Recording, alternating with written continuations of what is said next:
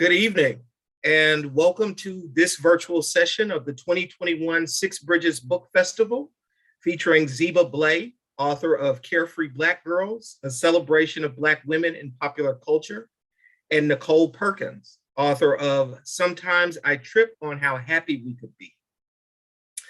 Zeba is a film and culture critic who explores pop culture at the intersection of race, gender, and identity. Born in Accra, Ghana, she lives in New York City. Formerly senior culture writer at HuffPost, her words have also appeared in Allure, Film Comment, Essence, The New York Times, Shadow and Act, The Village Voice, IndieWire, and the Webby Award-winning MTV digital series Decoded. Nichole Perkins is a writer and podcast host from Nashville, Tennessee. She hosts This Is Good For You, a podcast about finding pleasure in life, and previously was a co-host of Thirst Aid Kit, a podcast about pop culture and desire. Nichole is also the author of Lilith But Dark, a poetry collection. Around the internet, Nichole writes about the intersections of pop culture, race, sex, gender, and relationships. She was a 2017 Audre Lorde Fellow at the inaugural Jack Jones Literary Arts Retreat and a 2017 BuzzFeed Emerging Writers Fellow. She was also 2016 Callaloo Creative Writing Fellow for Poetry. Welcome, ladies. Both these essay collections explore the plight of Black women in America through the lens of popular culture. Blay's essays offer analysis of the different ways America looks at and polices the bodies of Black women by offering incisive portraits of those women and exploring the ways they are discussed and dissected in the media, often in the face of bigotry, misogyny, and stereotypes. And Perkins turns that critical lens upon her own personal histories, offering snapshots of her own life viewed through the cultural artifacts of their particular time. Both collections detail the sometimes traumatic, sometimes exhilarating travails of living as Black women in contemporary America. And both explore the delights and pitfalls of using pop culture as a tool to navigate this perilous landscape. How are you ladies doing this evening? I'm so excited to be here. I thank you so much for that introduction. It is my pleasure. I'm so excited to have the two of you all with us this evening in conversation. The books are already in conversation, so it only makes sense to have you two here together. We'll begin this evening by asking each writer to share a passage from their work with us. I just want to invite the audience who have joined the panel to, if you have any questions, we'll be taking questions from the audience during the Q&A portion of tonight's event. So feel free to drop those questions into the Q&A box that is down at the bottom of your screen. So we'll begin this evening with a passage from Zeba Blay. Zeba?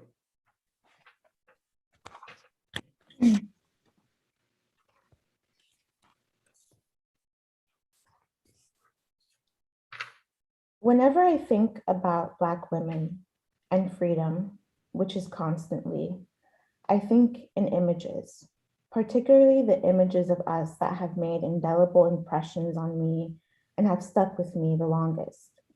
I conjure these images up easily. Angela Davis stands at a podium as she gives a speech in Madison Square Garden in 1972 in an effort to raise money for legal expenses. She's wearing a lavender blouse with big bell-shaped sleeves. Her afro is full and round. Light shines through it, resembling what could only ever be described as a halo. She is standing behind a three-sided bulletproof glass shield. A picture I first saw when I was 10 or 11 years old of Mamie Till Mobley, the mother of Emmett Till, standing over her only son's coffin with a look on her face that seems to vibrate with pain. Brooke Extravaganza in Paris is Burning skipping down the beach in a bright yellow swimsuit as she declares, giggling to the camera, to the world, "I am as free as the wind that is blowing out on this beach." Whitney Houston, in a glaringly white tracksuit with red and blue accents, standing in the middle of Tampa Stadium in 1991, singing what is and perhaps always will be the most moving rendition of the American national anthem of all time. I think about how she raises her fists in the air as she hits that final crescendoing note. A crowd of 73,813 fans burst into resounding applause. I see that last image, a vibrant snapshot in my mind, and then my thoughts begin racing forward to what this image means, the context that swirls around it. Like the, like the fact that Robin Crawford, Whitney's confidant and lover, was standing just 12 yards away from her as she sang. And then I think about how Whitney and Robin grew up in Newark, New Jersey. I think about how Whitney was 4 years old and at home during the riots throughout Newark in 1967, and how after they were over, her parents packed the family up and migrated to East Orange for a better life. I think about how her great-grandmother, Susan Drinkard, Dutch, African-American, and her great-grandfather, John Drinkard Jr., Native American, migrated from Georgia to Newark in the early 1940s, also for a better life. Then I think about the life that Whitney lived. I think about how she died. For me, these images make up a story not just of a life, but of what that life means in a greater context. These images of Angela, of Mamie, especially of Whitney, bring up vital questions. How do Black girls find freedom? Where do they go to find it, to feel it, uncomplicated and uncompromised? Whitney Houston was once the most famous and celebrated woman in the world, and yet, was she free?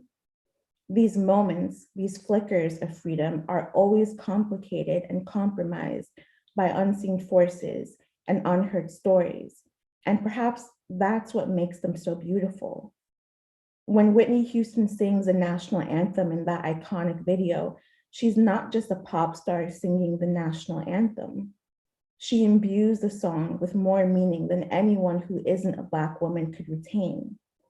She sang of the land of the free and the home of the brave, even as she grappled with the reality of having to hide parts of herself, of playing the role of America's sweetheart when she was beautifully, complicatedly anything but. At least that's my interpretation. That's what these images mean to me. Thank you so much for that, Zeba. Beautifully done. I love the way that your criticism in the pieces throughout the collection frame the portraits that you present of these pop culture icons throughout the narrative. So I'm really excited to ask further questions about it later on in the presentation. I forgot to show the covers of you all's gorgeous books. And so I wanted to take a moment just to do that. There they are. The books, if you check over in the chat feature on the Zoom conversation, you'll notice that there is a link in the chat box where you're directed via the Six Bridges Book Festival site to a website where you can place an order for both these titles. So the first title is Carefree Black Girls, Zeba Blay's beautifully done cover, vibrant, just like the prose. Thank and you. This gorgeous cover by Nichole. For sometimes I trip on how happy we could be. I was listening to a podcast earlier today, Nichole, where the podcaster brought up all of the different features, the heart necklace, the nails, which I know you love, you and your mother both love from your previous essays. So I love that both those features made it onto your cover, and it's gorgeous. So Nichole, if you would share your passage with us now, then we'll continue. Thank you. I'm going to read an excerpt from Janet Jackson and the All Black Uniform. I don't know when my body image issues began, but they feel as part of me as my moles. When I was a little girl, I was so skinny and small, people always thought I was younger than I was. As a tween, my worst fear was that someone would say I looked like a boy. All those fast developing friends magnified my lack of curves. I'd stand in front of the mirror, wondering when my hips and breasts would arrive. My mother laughed at me and told me I wouldn't want them when I got them, but I was impatient and envious. A late bloomer, I envied Janet's all-Black uniform and how it was supposed to hide her shape from the world. I wanted that. I needed to hide. I didn't have the shape a Black girl was supposed to have, so I wanted to make myself invisible. Wearing fashionable, pretty clothes with bright colors and interesting patterns got compliments, but it also had people looking at your body. I didn't want to bring any more attention to my lack of breasts or whatever else I thought was the marker of moving into womanhood. So when junior high hit and my parents finally divorced about 3 years after Control came out, I started adding more and more Black clothing to my wardrobe. Mama hated it. She loved to stand out with animal prints and colorful earrings. She wore slips with denim skirts. She dressed in a way that let everyone know she was both woman and lady. My sister was her girly girl, but I hated the pinks and flower prints my mom tried to dress me in. I wanted plain t-shirts and Black jeans and Black sweatshirts and Black dresses. All I could think about was Black is slimming. So if I had nothing to begin with, maybe in all Black, I could totally disappear. As my parents' relationship withered, Janet's career as an independent woman and artist grew. Her waistline shrank. Her clothes became more colorful and covered less flesh. My body changed too. I got hips and a little bit of boobs and a healthy portion of ass, but I still wanted to hide. The ass brought too much attention. I understood why. It was the perfect shape to welcome faces. It still is. There's just a bit more of it now. Guys I dated wanted to show me off, but not too much. I remember my college boyfriend and me leaving a friend's house where 10 or so dudes were making music, smoking weed, and playing video games. And he scanned the room to make sure no one was watching my ass in the tank dress I was wearing. I can't front, it had a really nice jiggle back then. The thing is, I gained the college freshman 15, and then the sophomore 10, and then the junior 10. My curves filled out, and I had the perfect Southern woman silhouette, and still I wanted to hide. Yes, I'd been waiting for my Coke bottle shape since I was 8 years old, but I was supposed to have a flat belly and overflowing breasts too. Instead, the curves came with a little belly that I had to suck in and breasts that were still small, but perky as hell. My mother would look at me and my new filled out shape and become emotional. "You're such a woman now," she'd say before commenting on my big legs. Then she launched into a series of memories about how little I used to be. I'd been getting harassed on the street since I was 7 years old. So I learned very early on that men will say anything to see how far they can go, that a compliment becomes a threat as soon as you ignore a man. Now, men watched me with even more attention. Everyone had such different reactions to my changing, late blooming body that I kept pulling out my Janet Jackson uniform, kept trying to disappear again into the mystery of all Black.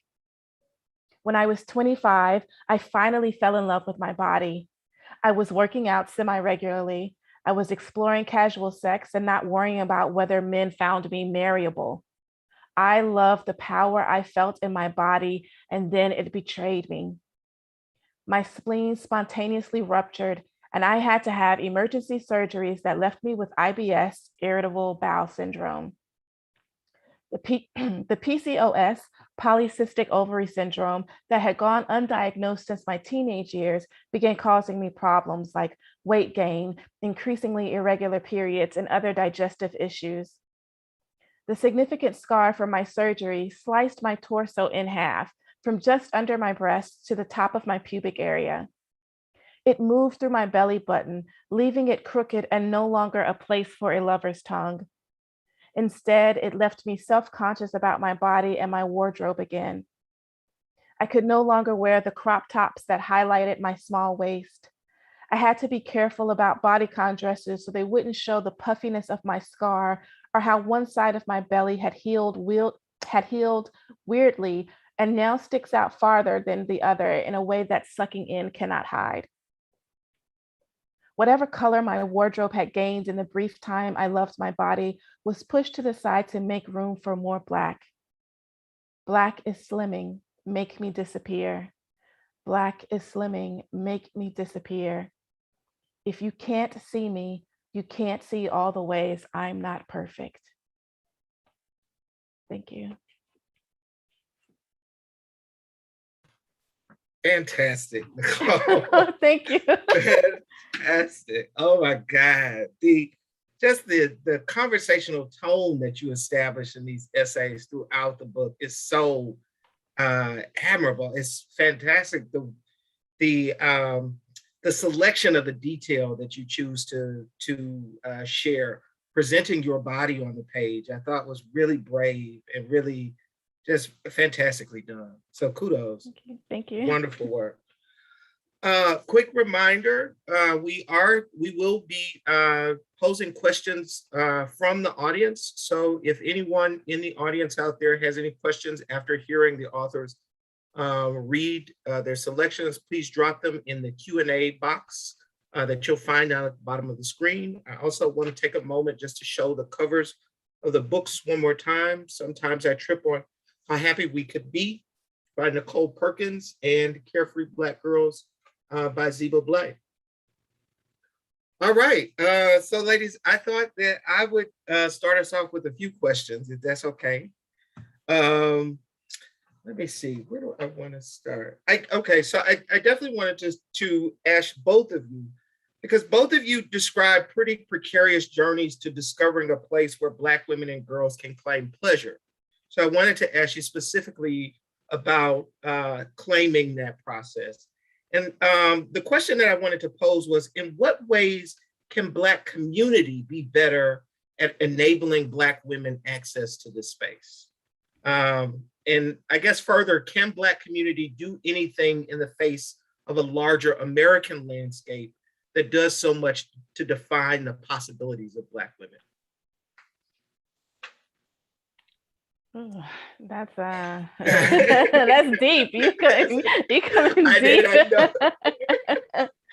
know it is really late. Go ahead. I think first we just need to acknowledge that all of humanity, I just lost my earring. All humans have some form of natural sexuality, and have to, and they're coming to terms with that, and across the spectrum from asexuality to whatever. We're curious about our bodies. As young children, we're trying to figure out, what does this do? What we see that all the time with little babies. Figuring out that they have feet. So imagine what happens when you're just like, oh, when I touch myself here, something, I get a reaction, and so that's a natural response. And I think so many of us have grown up in households where we're told, don't do that, that's nasty, don't touch yourself, instead of saying, that's for the privacy when you're by yourself, and you can do that later, not in front of everybody. That's for your own exploration. So I think if we take the shame out of that self-exploration, which is again just a natural curiosity about our own bodies, I think that could be a big start. And then also laying blame properly. It's not a little girl's fault if some man approaches her, or the babysitter does something inappropriate. It is the adult's fault for taking advantage of this child. And so that's, excuse me, my first chapter is called Fast, and it is about being called fast as a child, and that fear and what it means to, you can just be sitting next to a boy in school and someone is like, get your fast ass over here, and Right. it's like, I'm just sitting here, I'm not doing anything. Right. So those kinds of things, and just recognizing it's natural to try to figure out what our bodies do and to answer questions when your kid comes to you with questions, instead of saying, don't worry about it, that's just something for adults to do or whatever, and passing it off, and just finding age appropriate ways of communicating certain things to your kids, because when you deny them, they're going to go and find it in other ways. So I think those are just some very basic steps, and that Right. pleasure is not bad. I think we have a very, if you're coming from certain religions, we are taught that pleasure is a bad thing and that we're going to be punished for them. And that's not necessarily the case. It's with anything, everything comes with moderation. And so it's Right. when we become excessive that we get to experience some harmful consequences of Right. those curiosities and those explorations and stuff like that.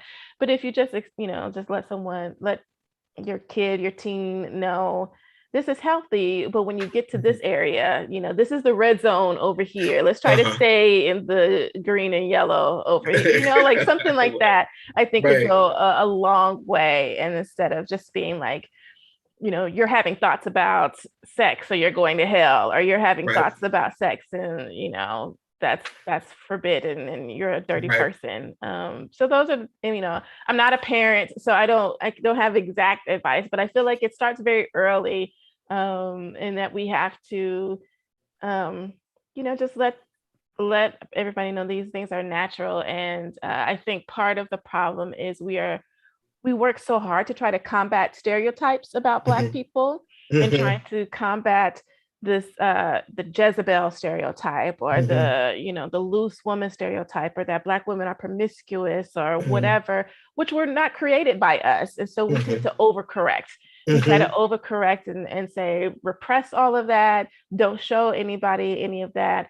But as we all know, when you push something down, when you keep it down, it's going to explode in some kind of way. And that is when we have the problems. Zeba, I wonder if you would comment on that that impulse to overcorrect that we sometimes find in the Black community, the one to sort of push so hard against assumptions or presumptions about our bodies and their proclivities, that we end up sort of repressing things into a place where they become unstable. Yeah, I mean, it makes sense, right? Like I know, growing up, my mother telling me, close your legs, or, why that dress is too tight or whatever. And I'm literally a child. But I know that that's coming from a desire to keep me safe. And so I understand that urge to overcorrect, but it does so much damage, because it doesn't allow us to accept the totality of who we are, as Nichole is saying, right? It's like your body has a capacity to feel pleasure, and when you are made to deny it in one aspect, you end up denying yourself pleasure in so many other ways. I think about even just like the simplicity of rest as a concept, and how many Black women that I know for myself from my experience, I've always felt I've been made to feel like I need to be constantly grinding, constantly working.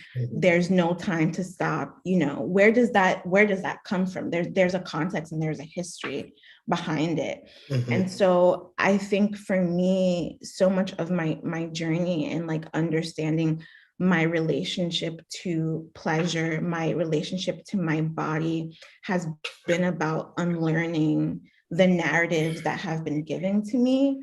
And so I feel like the way to correct the overcorrection is by challenging the narratives that we ourselves internalize and don't even realize that we're internalizing, you know? Mm-hmm. Mm-hmm. Mm-hmm.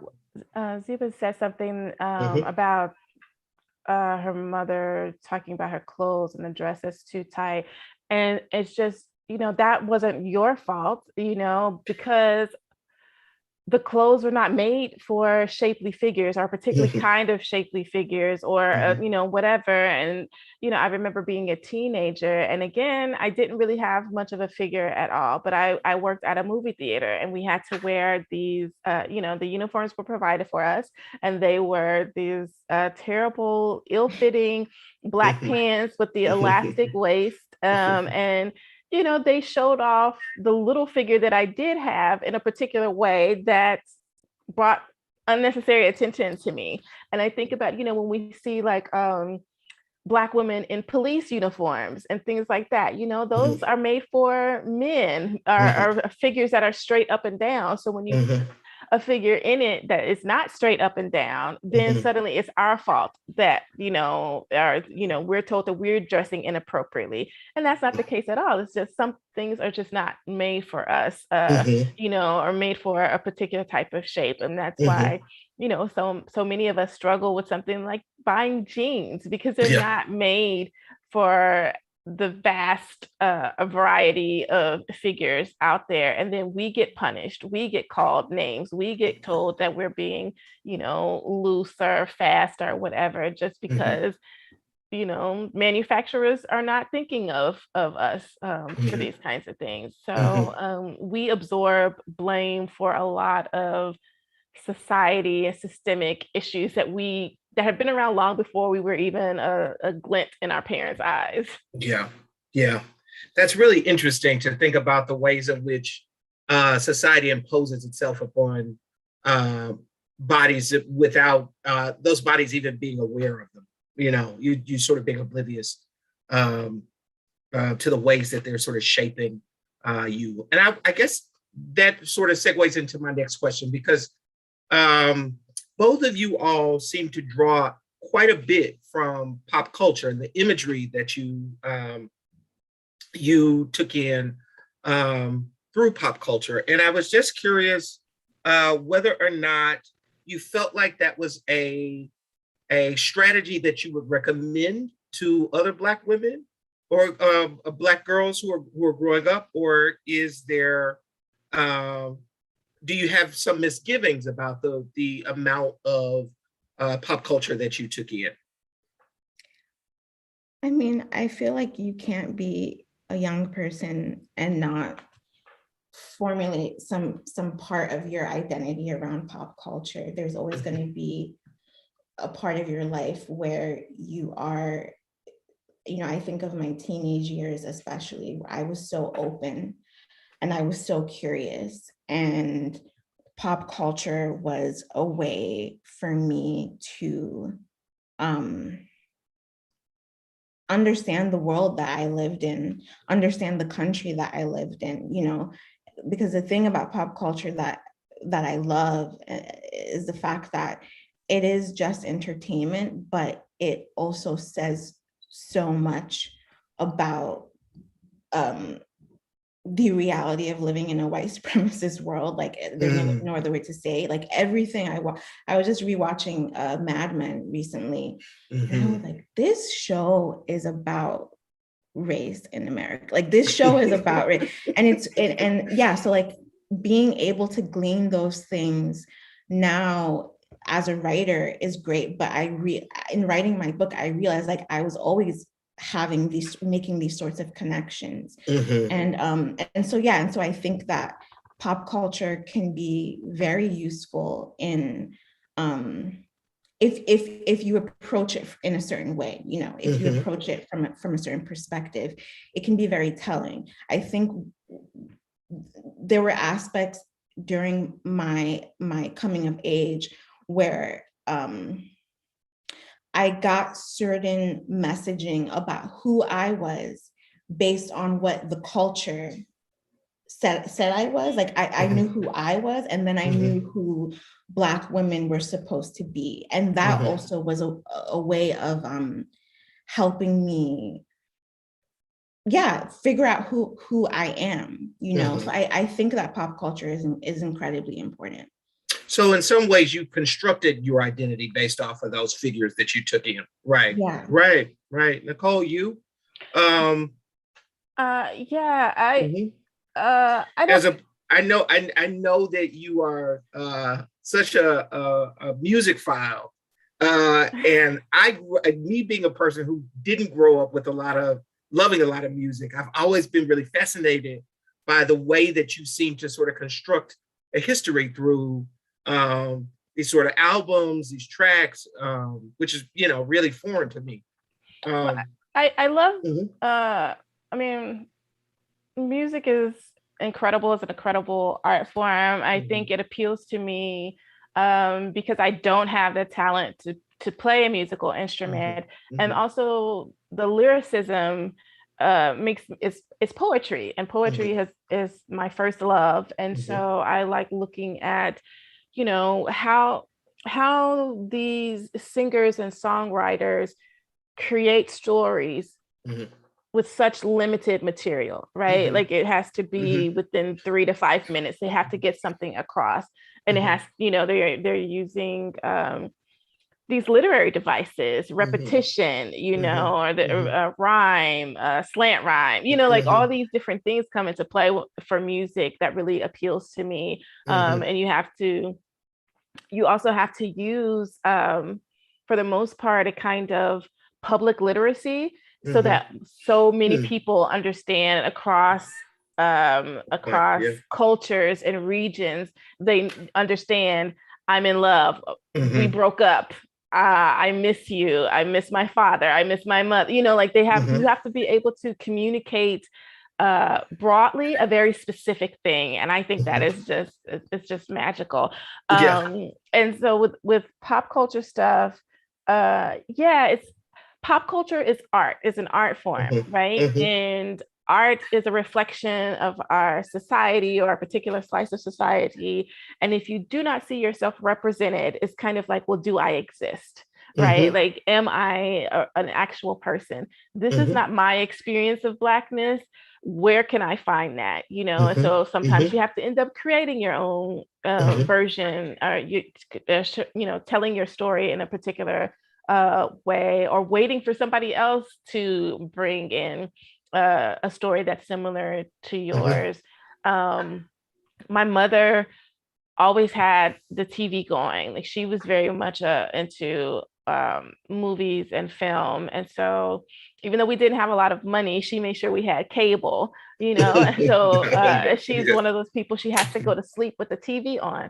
So TV was very important in our household. And my mom also made sure that she kept subscriptions to all the Black magazines. So Jet, Ebony, Essence, Vibe, The Source, going to the hair salon. It was like looking through those hair magazines and stuff like that. So she made sure that we saw ourselves when we weren't getting those images on screen or in TV. Because that's something that I talk about. Like, I didn't see Black girls being able to fall in love easily. I saw Black girls being warned away from relationships and stuff like that. So when I was feeling those crushes and everything, it's like the Brat Pack and Molly Ringwald, that was great, but that's not what I was experiencing, and that's not what I was allowed to experience. So where were the Black girls falling in love and allowed? Where was the safety for Black girls in love? So that's something that I had to try to find and create in my own attempts at writing love stories, when I was young and stuff like that. So I love pop culture. I love seeing myself. I love not seeing myself. I love critiquing it. Zeba brought up Mad Men, and I'm looking at, I recently watched Ted Lasso, and everyone has been talking about, oh, Ted Lasso is so great. It's so positive. It's so wonderful to be like kind and stuff. And I'm also like, okay, but this is a story about a white man who has no idea what he's doing and is still successful and is still allowed to succeed and is still giving all these different chances. And it's like, nobody's talking about that. Why is no one talking about that aspect of it? Not necessarily to center whiteness, but it's also just like, you're going to look at things differently because I'm coming from, we've all had those jobs where just like, how did this dude get this job? How did this dude get this promotion over me? That kind of thing. And then you look at Ted Lasso and it's like, oh, that's why, because people just keep giving him chances because he makes them laugh. Okay. Okay. Right. Because his demeanor is so sunny. Yeah. Yeah. Okay, so we have a couple of questions in the Q&A box, so I want to go ahead and pull those or pose those to you all. Harriet Powell asks, where did the titles come from for both books? And I know there are interesting narratives about where both of you all got your titles. So Zeba, if you describe for me first, where did the title Carefree Black Girls come from? Yeah, the title is in reference to a hashtag that became popular on the internet around 2010, 2013. I was the first person to tweet hashtag Carefree Black Girl. And I decided to call the book Carefree Black Girls because I wanted to sort of unpack what it means to claim joy and claim space, and define yourself in that way. And so I felt like a natural title. And Nichole, sometimes I trip on how happy we could be. I don't know if anybody can see my background here, but I am a big Prince fan. He's a huge Prince fan.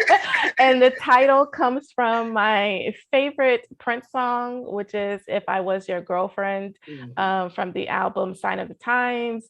It is, again, I repeat, a Prince song, not Beyonce. Who is fantastic, of course. But that is a sample that Beyonce, that was an interpolation from the Prince song. And I chose that title because there is a lot of, there's a lot of longing in my book, as it's been pointed out to me, and a lot of trying to find a happiness and a peace with myself and in the relationships that I had. And so that's quite frankly what I would do. I'm sitting and I'm thinking about, what if I created my own life? What if I broke away from other people's expectations of myself and I was truly happy? That's really trippy, right? And the song itself is about Prince is singing in this persona of someone who has broken up with their girlfriend and is thinking, well, if I can't be your lover anymore, what if I was just your friend, right? Like your girlfriend, a friend. And we did all these friend things. And it's just his way of trying to stay in this person's life in a different format, right? It's still in a loving format.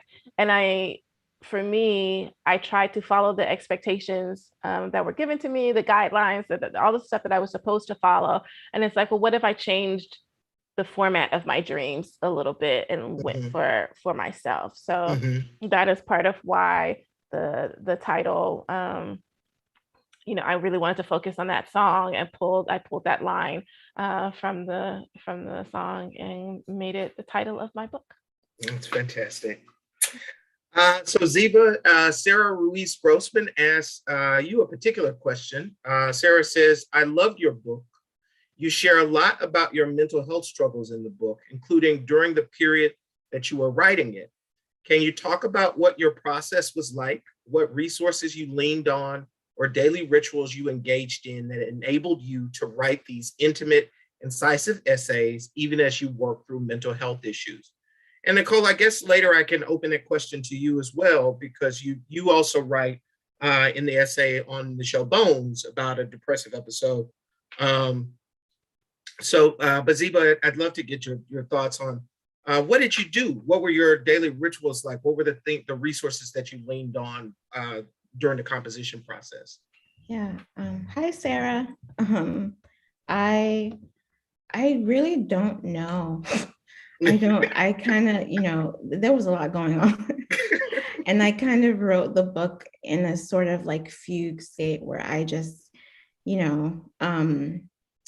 I was lucky enough to have a partner who's very supportive and attentive and, you know, tried their best to like make sure that I was feeding myself and bathing and doing all the things that become really hard when you're depressed.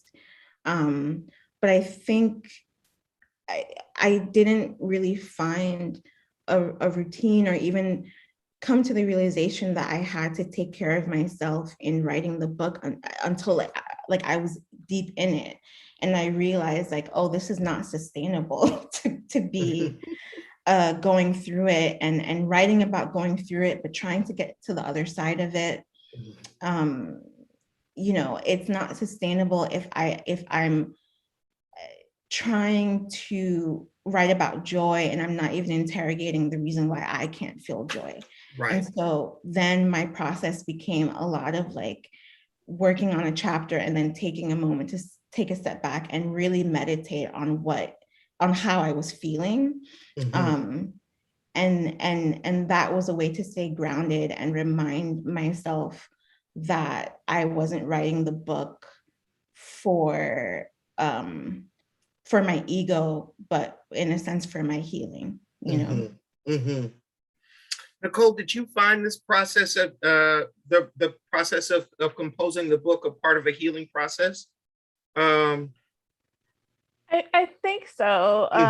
Like I mentioned earlier, you know, someone told me that there was so much longing in the book, and I did not realize that at the time. You know, I'm just being honest and expressing myself. And so once I heard that, I started thinking about that and thinking more about what am I longing for? What exactly am I looking for across the areas in my life, romantically, professionally, you know, with my family and that kind of thing.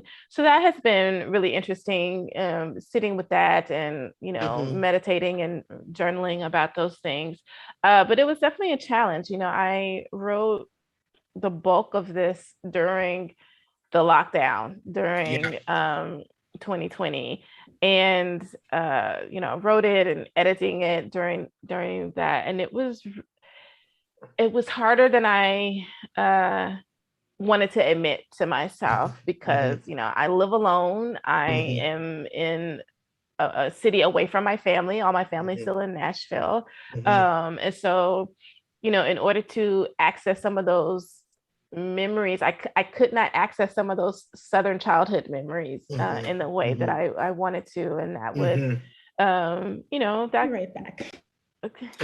That would be a little off-putting and upsetting for me.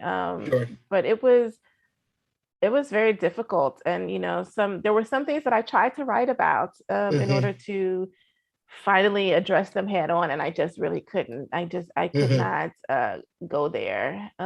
So hopefully, you know, maybe 10, 20, 30 years down the line, I will be able to revisit those things. But it was definitely peeling back a lot of layers and being vulnerable in a way that I am not.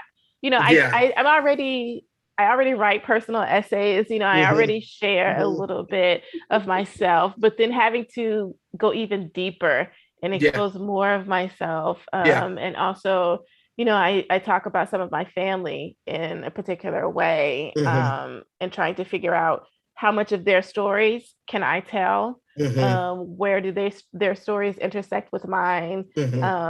What can I share, and also respect their privacy? So that was difficult, you know, stuff like that. But yeah, it was, I guess it's getting to a healing point. I can't necessarily say that, you know, I have succeeded in, you know, addressing anything, but I'm definitely working on those things.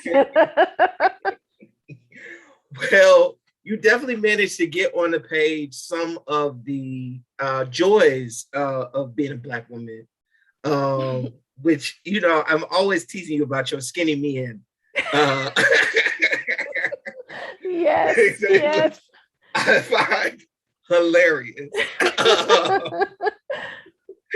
That is so funny to me. And Zeba, you actually also in Carefree Black Girls, you talk about one of the issues of white supremacy being that it makes Black people think that we don't have time and that we've sort of run out of time.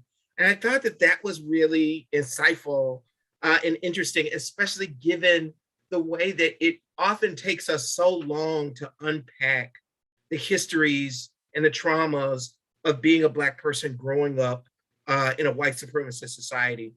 So I was just curious whether or not, what did you all feel like you are still learning right now, and still what new revelations, new insights are you coming to after having released the books and having them out in the world? I think my perception or conception of success has changed a lot, and Okay. you know, sort of like what it is that I like, why did I write a book? You know, you know what I mean? It's I think that white supremacist capitalism can really make you, because the thing is, like, there's nothing wrong with ambition, but our ambition gets used up by this machine. And it's like, what if we were ambitious about like real connection with our community? What if we were ambitious about liberation? What if we were, you know, like things that actually matter, and not like having a lot of followers on Instagram, or, you know what I mean? And so I think that writing the book has helped me refocus. Okay, it's like, oh, like, this is why I'm doing this for Black women, and it's not about me. And of course, I'm human and I'll have my moments and my ego will whatever, but to always have that compass that brings me back to the point where, like, every move that I make, I want to make it with integrity and a foresight about the real goal, which is you know, which is freedom, you know? Right. Wow. Nichole, any insights from you that you have learned? I mean, in particular, things about intimacy that you may have learned from this book that you didn't have before you composed it? I'm not sure, but one of the things that surprised me is my reaction to other people's reactions to the books. I don't read reviews. You know, sometimes I'm tagged in them, and I'll read a little bit before I realize, oh, this is a review and not just somebody saying I bought this book. You know, because there's, you know, sometimes people will say that, like, oh, I just got this book, and they'll tag you, and that's great. But it's still, I'm still learning and unlearning a lot of things. And so some people would respond and say, oh, there's too much sex in this book. And the thing is, I toned it down a lot. You know, and I cut out a lot of more explicit stuff. You know, and so I'm still like, well, damn, like, I don't know what, I just don't know what else to do. And so I was just telling a friend of mine, I feel like I'm regressing actually a little bit, because now I'm scared to be as bold and open now. Like, I was very bold and open. That made you reticent. Because I'm just like, well, if people think that which was me being toned down was still very explicit, then what are they going to think when I'm actually just like, okay, let me tell you, you know, like, if I really let go. So I have felt myself regress a little bit, and I have been pushing myself to get back to who I am, and like that boldness again, and being upfront about being a carefree Black girl. Yes. Like, just trying to let that go.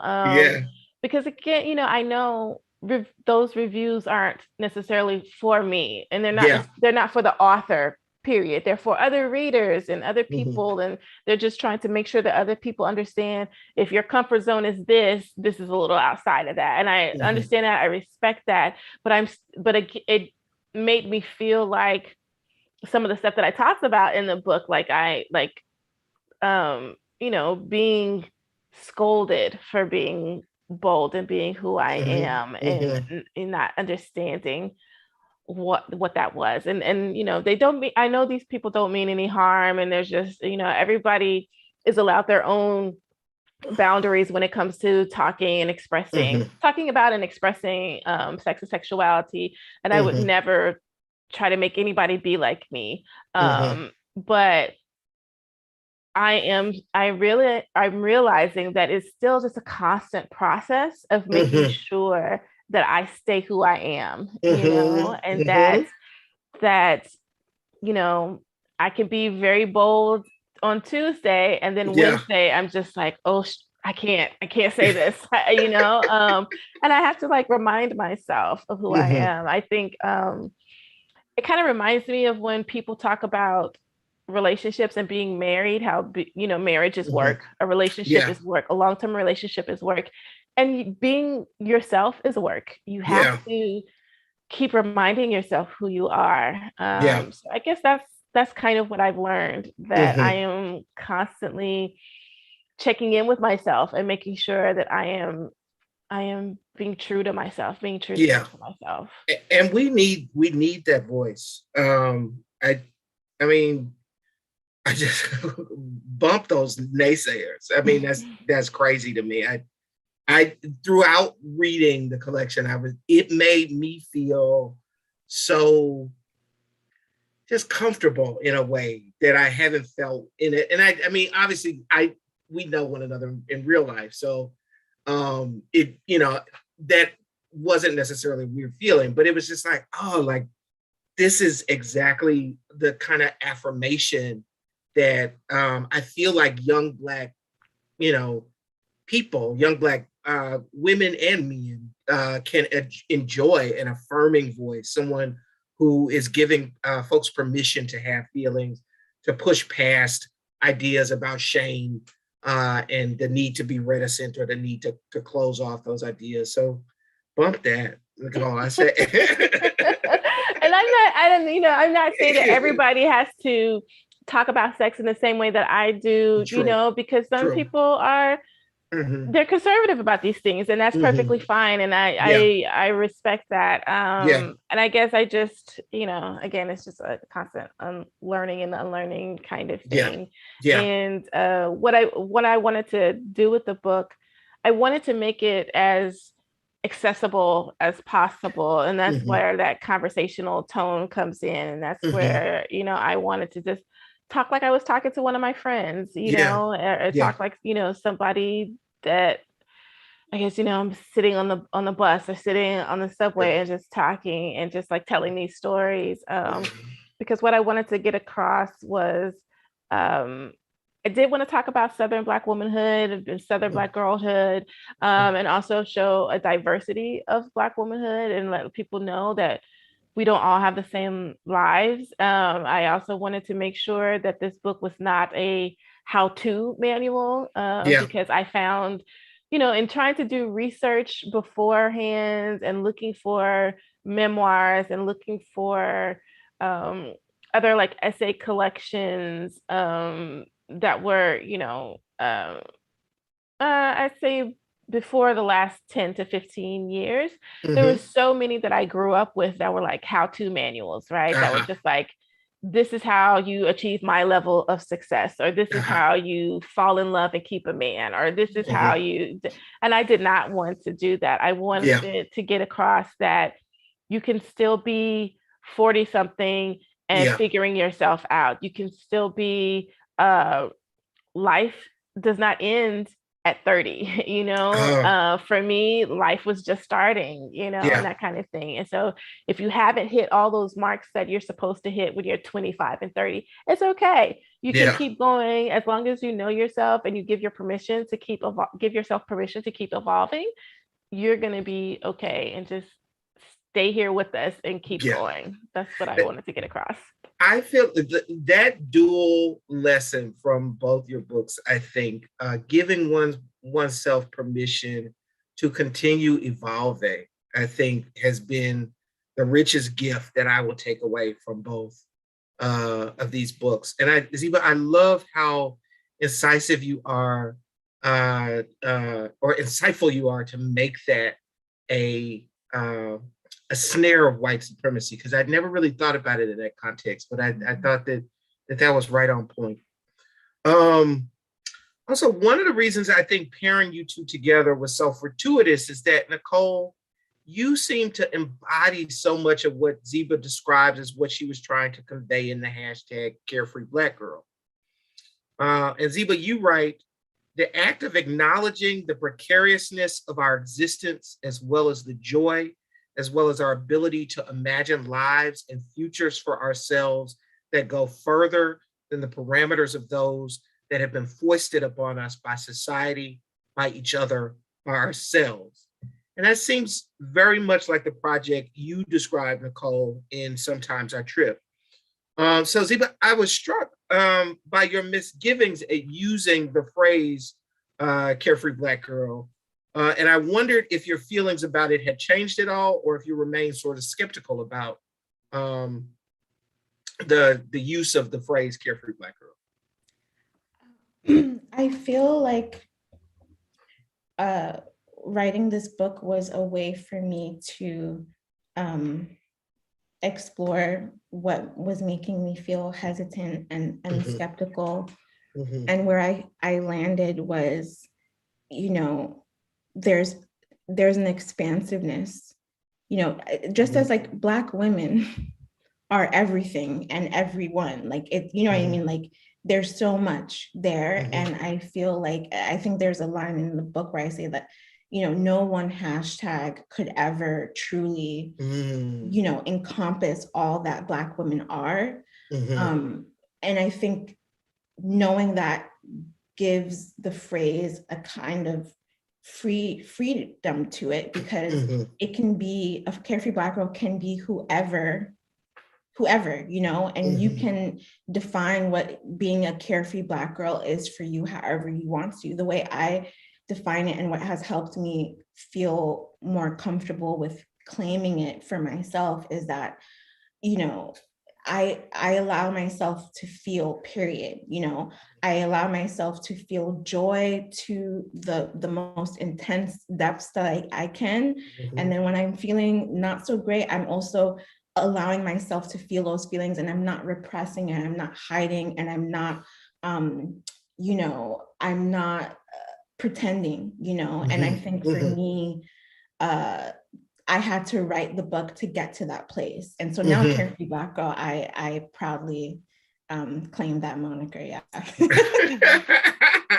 Fantastic. I have I have one more question. I probably don't have time for one more question that I wanted to ask you all. Both of you all seem so native to the internet, and I was really curious about whether or not, how has your relationship to the web changed over the past few years? Do you feel like it's still a sort of safe place to be a carefree Black girl?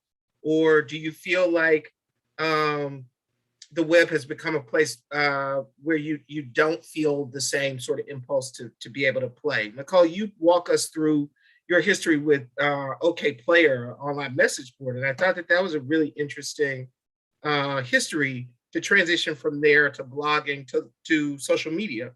So I wondered whether or not you still see it as a safe place to sort of be yourself and put yourself out there.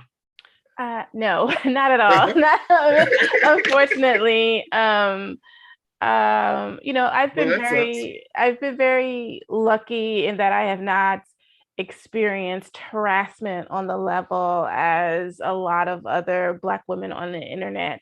So I'm very grateful for that. And hopefully I have not jinxed myself. Let me knock on wood. But I still, in the last few years, I have noticed as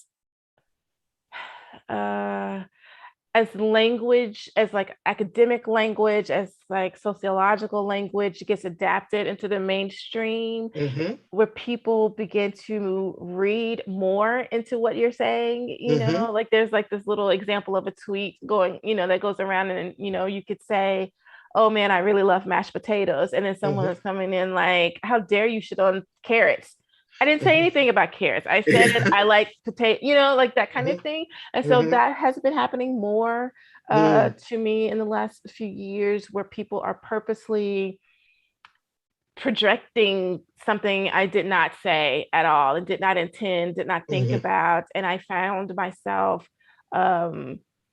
being overly defensive in a lot of my, even just writing the book. I found myself trying to like write in every possible thing that I could write in case someone comes in with a bad faith argument, and I could be like, okay, well, I've hit all those things, right? And I had to like scrub all of that. My editor was like, take all of this out. What are you doing? Even on my podcast, I'll do that. I'm trying to be like, okay, but this blah blah blah, and my producers are just like, relax. You don't have to do all of that, because I am anticipating someone purposely misinterpreting me. And stuff. Yeah, the comedian and writer Zeba, she has a tweet that says her biggest career goal is to get off Twitter, and that is mine. Twitter has been great to me. Social media has been great to me. The internet has been great to me. I've got a lot of good friends. I would not have written this book without the associations made. I met you through the fellowship that was a part of like this online thing. All of that kind of stuff. It's been great to me, but I am tired. I am tired. And as much as I would still love to be open and honest and share and I don't want to say model, because I don't necessarily want, I don't want anybody necessarily to follow me. I want them to create their own path, right? But as much as all of that is great, I'm tired. I am tired of being misinterpreted. I am tired of people just saying anything to me just because they think they can. And then when I snap back, then they have a problem with that. Right. Like, how dare you, whatever, or people thinking that because I'm verified on Twitter, that means I have money, or that means I'm a celebrity or something like that. And it's like, no, that doesn't, it doesn't mean anything. I wish that, like, I'm still freelancing. I'm still trying to figure out where my rent is going to come from next month. Like, all of that, like, I don't know what you're thinking, but that's not me. So all that to say, my relationship has changed for sure. I would love to be able to take a break from social media, or at least create a legitimate like Finsta account, like a side account or something, where I'm still connected with my friends and I'm able to be loose again. And the people, I understand people are going to make assumptions, and they think that they know me, and they get to be a little overly familiar. And I feel like I have to dial myself back a little bit. All right. Well, thank you all. We have hit our mark. It is 9 p.m. or 10 p.m. where you all are in Brooklyn. Zeba and Nichole, I want to thank both of you all for joining us for this year's Six Bridges Literary Festival. One more time, if you are in the chat, there is a link to the website where you can go and purchase both of their books. The titles again are Sometimes I Trip on How Happy We Could Be and Carefree Black Girls. Thank you all so much for being here with me. This was my pleasure. This was incredible. I love this chat so much. Thank you. Thank you. It was great. All right. Well, have a wonderful evening, and we will catch you next year, I guess. Have a good one. Thank you. Bye. Bye.